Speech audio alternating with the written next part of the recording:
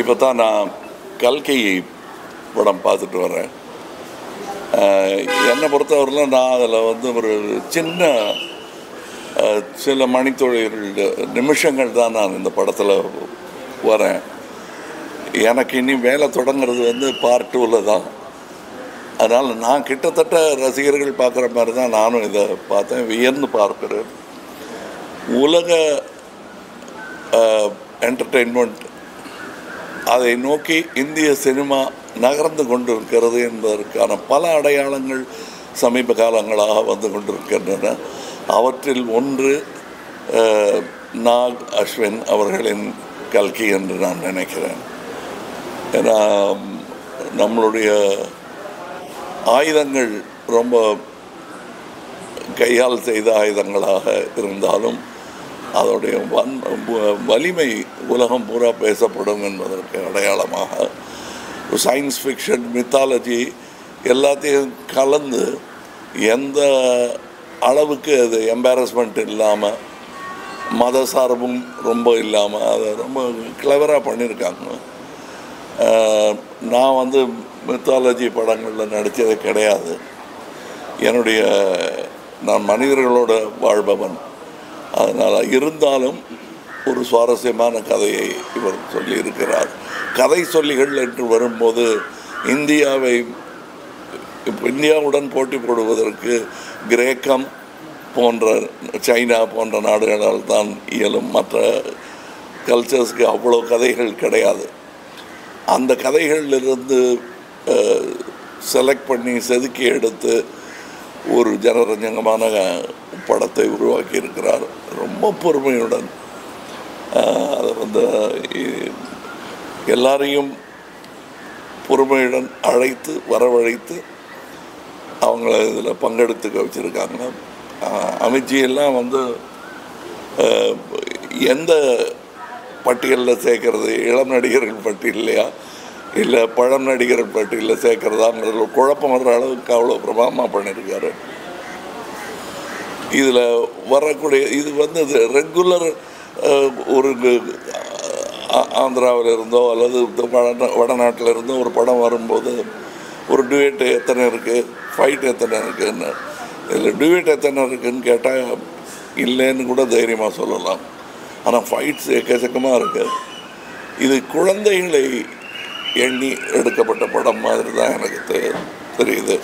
நீங்கள் என்ன தாடியில் கொஞ்சம் வேலை தெரியுது, நீங்கள் குழந்தைகள் படத்தை ரசிக்கிறீங்கன்னா எல்லாருக்குள்ளேயும் குழந்தை இருக்கிறது என்பதை நினைவுபடுத்தும் ஒரு படம்.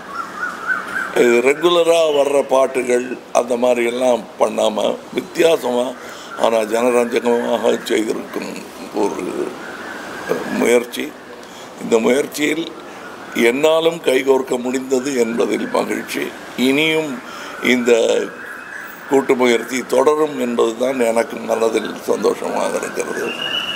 அடுத்து இன்றைக்கி இங்கேருந்து நேர சிங்கப்பூரிலிருந்து தொடங்குகிறோம். இந்தியன் 2 இங்கேருந்து ஆரம்பித்தோம், சென்னையிலேருந்து ஆரம்பித்தோம், பம்பாய் போனோம். இப்பொழுது அடுத்த பயணம் அதற்கு தொடங்குகிறேன். ரொம்ப சந்தோஷமாக இருக்குது. இதை பற்றிய செய்திகள் எல்லாம் உலகெங்கிலும் இருந்து வந்து கொண்டிருக்கிறது. நல்ல செய்தியாக இருக்கிறது. இது இந்திய திரைப்பட தொழில் அதற்கே வலு சேர்க்கும் என்று நான் நம்புகிறேன், ஆசைப்படுகிறேன். ஆடியன்ஸோட ஃபீட்பேக் வந்து ரொம்பவே ஆச்சரியமாக இருக்குது சார். ஸ்க்ரீன் பிளே பற்றி பேசுகிறாங்க, ஃபர்ஸ்ட் ஹாஃபில் இதையே வச்சாங்க சொல்லி பேசுகிறாங்க. ஆடியன்ஸோட ஃபீட்பேக் நாங்க தேட்டரா போய் ரிவ்யூ சொல்லுங்க, நீங்க சொல்லுங்க. அப்போ ஃபீட்பேக் ரொம்பவே சூப்பரா இருக்கு. ஸ்கிரீன் பிளே பத்தி பேசுறாங்க, டெக்னிக்கல்ஸ் பத்தி பேசுறாங்க. இந்த மூவி இன்னொரு படத்தோட ஒரு சில சாயல் இருக்குன்னு சொல்லி பேசுறாங்க. சோ இது ஆடியன்ஸோட நாலேஜ் வந்து நீங்க எப்படி சார் பாக்குறீங்க? இல்ல ஆடியன்ஸ்க்கு தெரியாதுன்னு சொல்றது, ஜனங்கள் இப்படித்தான் சொல்றதெல்லாம் வந்து இயலாதவரின் கூற்று. அது நான் சொல்லவே மாட்டேன். இதெல்லாம் புரியாது, நம்ம மக்களுக்கு இதெல்லாம் புரியாதுன்னு சொல்றது. அது எப்படி பாட்டு இல்லாத ஒரு ஜேம்ஸ் பாண்ட் படத்தை கூட்டமாக போய் பார்த்துட்டு வர்றாங்க.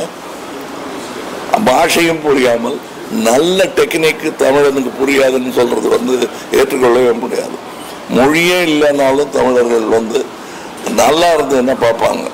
நான் சின்ன பையனாக இருந்தபோது செம்மீன் ஒரு படம் மொழி மாற்றம் கூட செய்யப்படல, சப்டைட்டில் கிடையாது. நான்லாம் 2 வாட்டி பார்த்தேன். எதுக்காக பார்த்தேன்னு இப்போ கேட்டால் எனக்கு சொல்ல தெரியாது. ஆனால் எல்லாரும் போய் பார்த்தாங்க. சென்னையில் 100 நாள் ஓடிச்சுன்னு நினைக்கிறேன், அது ஞாபகம் இல்லை. அதே மாதிரி தான் நீங்கள் மரோ சரித்திரா என்ற படத்தை எந்த டப்பிங்கும் இல்லாமல் தெலுங்கு படமாகவே அது இங்கே ஓடி இருக்கிறது. நம்ம தான் கலைக்கு மொழியை திணிக்கிறோம். அதுக்குள்ள சினிமா என்பது தனி மொழி. அதற்கான உதாரணம் இதில் தெரிகிறது. அந்த மொழி தன்னுடைய பலத்தை இன்னும் அதிகரித்து கொண்டே இருக்கிறது. வழக்கமாக இருக்கக்கூடிய பண்டிதர்கள் சொல்லும் சினிமாவிலிருந்து மாறுபட்ட சினிமா அது. ஒரு பக்தி சினிமா இப்போ எடுத்தா இப்படி இருக்குமான்னு சொல்ல முடியாது. ஆனால் அதுவும் இல்லாமல் இதுவும் இல்லாமல் சயின்ஸ் ஃபிக்ஷனையும் இதையும் சேர்த்து செய்த கலவை நல்ல யுக்தி என்று நான் நினைக்கிறேன். ஏன்னா தேவையில்லாத கேள்விகளை இதில் கேட்கவே முடியாது. அந்த கேள்வி கேட்பதற்கு நேரமே இல்லாமல் இது புனைகதை தான் என்று தைரியமாக சொல்லி ஆரம்பிக்கும் போது கேள்வியை கேட்க முடியாது.